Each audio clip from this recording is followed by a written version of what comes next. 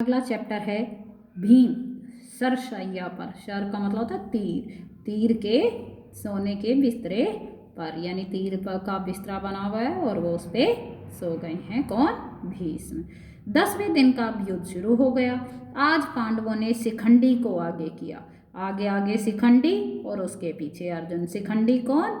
वही अंबालिका जो स्त्री से पुरुष बनी थी। शिखंडी की आड़ से अर्जुन ने पितामह पर बाण बरसाए। शिखंडी के बाणों ने वृद्ध पितामह का वक्षस्थल बीन डाला। भीष्म ने अपने चेहरे पर जरा से भी सिकन नहीं आने दी और शिखंडी के बाणों का प्रत्युत्तर नहीं दिया।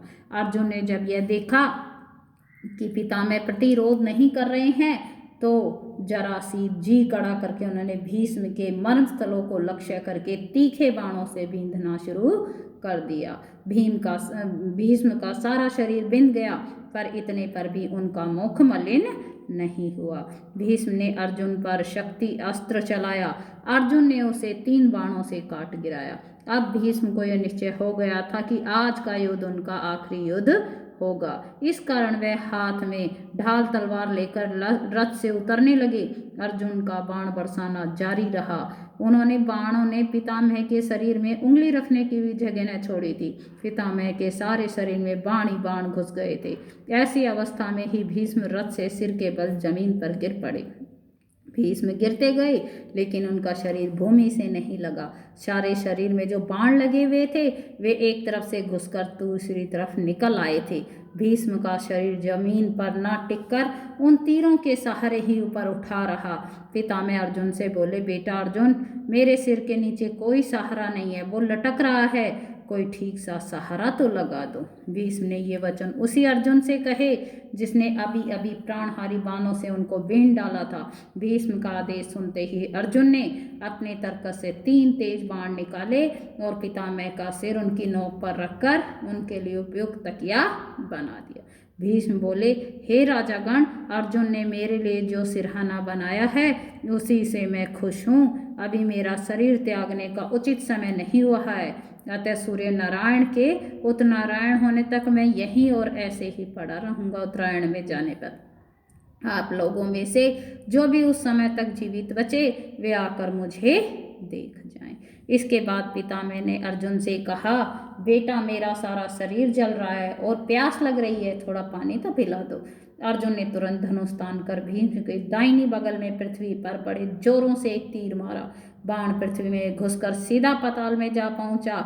उसी क्षण उस स्थल में जल का एक स्रोत फूट निकला और पितामह भीष्म ने अमृत के समान मधुर और शीतल जल पीकर अपनी प्यास बुझाई। वे बहुत ही खुश और प्रसन्न दिखाई दिए। जब कर्ण को ये पता चला कि पितामह भीष्म घायल होकर युद्ध क्षेत्र में पड़े हैं तो वह उनके पास गया।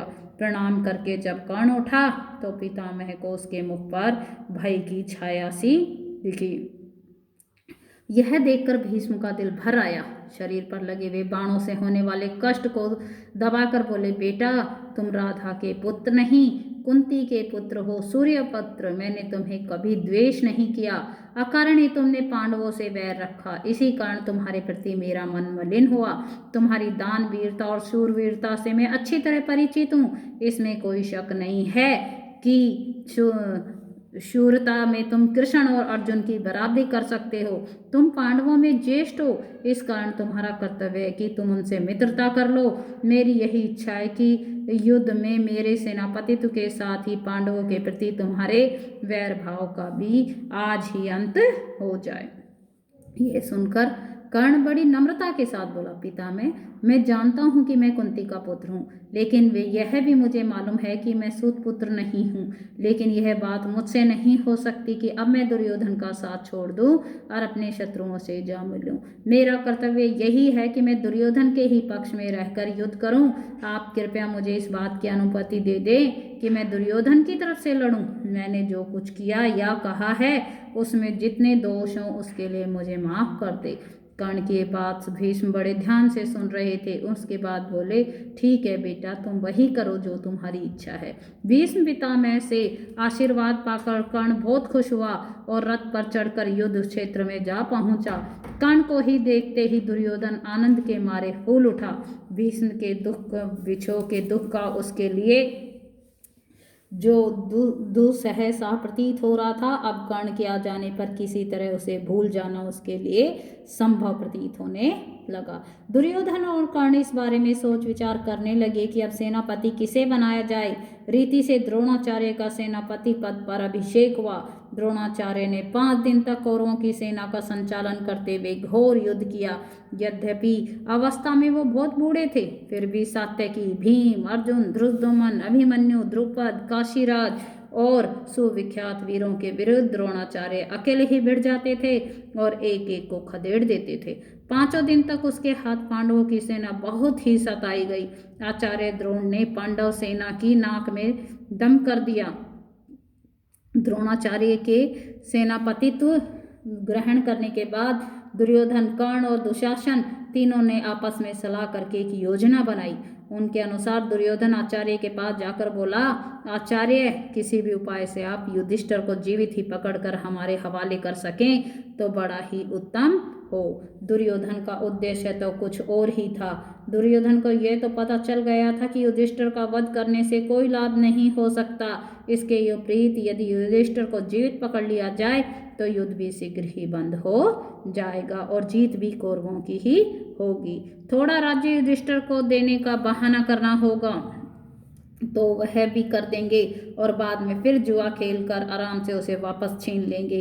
इन्हीं सम विचारों से प्रेरित होकर दुर्योधन ने द्रोणाचार्य से युधिष्ठिर को जीवित पकड़ लाने का अनुरोध किया था। लेकिन द्रोण को जब दुर्योधन का असली उद्देश्य का पता चला तो वो बहुत उदास हो गए। इससे उसके मन में दुर्योधन के प्रति तीव्र घृणा उत्पन्न हो गई। मन ही मन यह सोचकर उन्होंने संतोष कर लिया कि युधिष्ठिर के प्राण न लेने का कोई न कोई बहाना तो मिल ही गया।